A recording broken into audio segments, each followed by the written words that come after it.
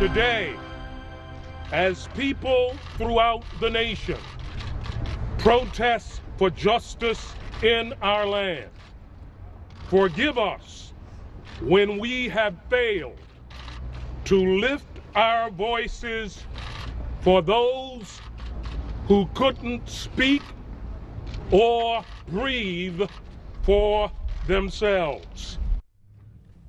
That was Senate Chaplain Barry Black saying a prayer on the Capitol steps yesterday. He was surrounded by congressional staffers who walked out of work as a sign of solidarity with the Black Lives Matter movement. We're joined by a public affairs associate for the Senate. He helped organize the walkout, Kamau Marshall. Kamau, welcome to News One Now. Thank you. How did this whole thing start? So, I mean, obviously we've seen the protests around the country. So how did this discussion begin to say y'all wanted to make this public step? This has always been a discussion on Capitol Hill in general, especially with all the black staffers. This is not anything new. However, organizing it has been something that we had to really put together. Being that we're on Capitol Hill working with different legislators, that's important. So we have to do it in an organized fashion. When did it first come up? This actually has been going on for some time now, actually since the whole Trayvon Martin thing. We had a lot of issues and briefings and hearings on Trayvon Martin. When that started, that's when the awareness was there on the Hill. Now, obviously, you said among your African-American staffers, but if we look at that video there and actually play it again, please, you see a rather diverse crowd. Yes. Once it began to spread, y'all were going to do this, did others say, we want to join in? Sure, yes. Capitol Hill, we support diversity. It's all about the people. Everyone on Capitol Hill is working for the people. So it's not about one race. So it's all about coming together as a whole, as a collective, as people. We all bleed red blood. It's all humans. And so one of the things I'm also curious about, what are the conversations taking place between staffers and their bosses? Because they obviously can have an impact when it comes to policy. That can be something different. It all depends on who that boss, who that member is. Everyone has different opinions. Everyone has different take on what they would like to happen or what they think is right. But for the most part, I'm actually pretty surprised at most of the members. They're actually in agreement to what's going on right now, most of them. But right now, as you can see with the change in the climate change in politics and how things are about to change due to the parties, you know, we'll really see if change will really happen and if they really are for these changes now. So one of the things we often hear in the streets is that we want to turn moments into movements. Exactly. How do folks on the Hill, particularly staffers, given the difficult nature of politics and policy, turn this into a movement, not a moment? Well, it's already become a movement. Capitol Hill, we are aware of that. It's all about we do the legislation, which matters. That part matters. The protest matters because that brings awareness to everyone. Now we need the real laws passed. We need those bills passed, and that's where that conversation is important.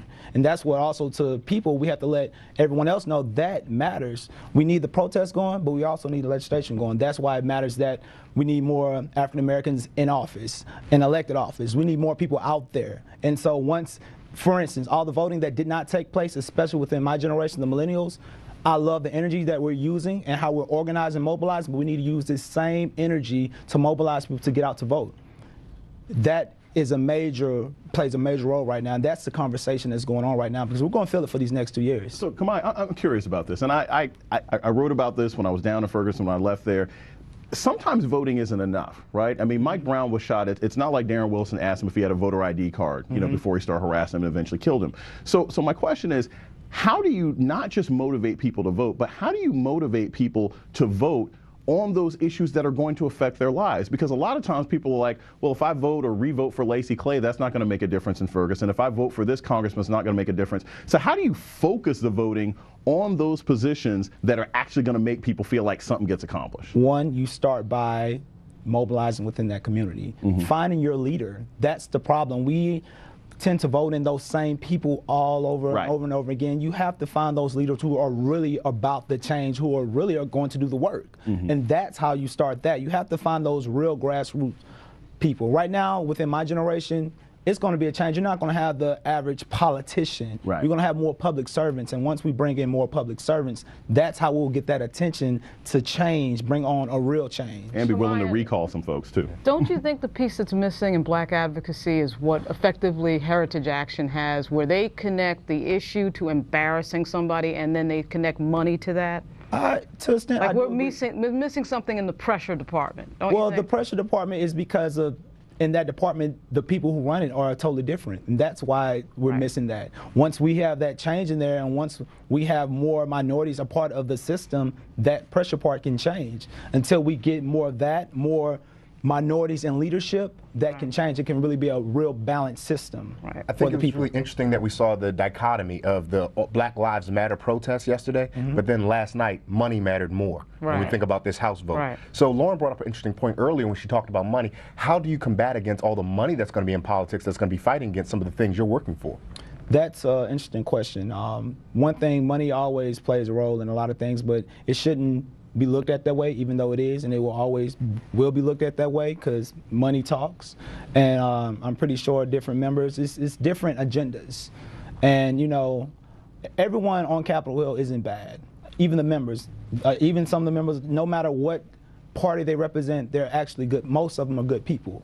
So it just depends on their personal agenda. Hopefully they shouldn't have a personal agenda. They should be representing their district, their state, etc. All right, well, Kamau, we certainly appreciate it. Thanks a lot for joining us.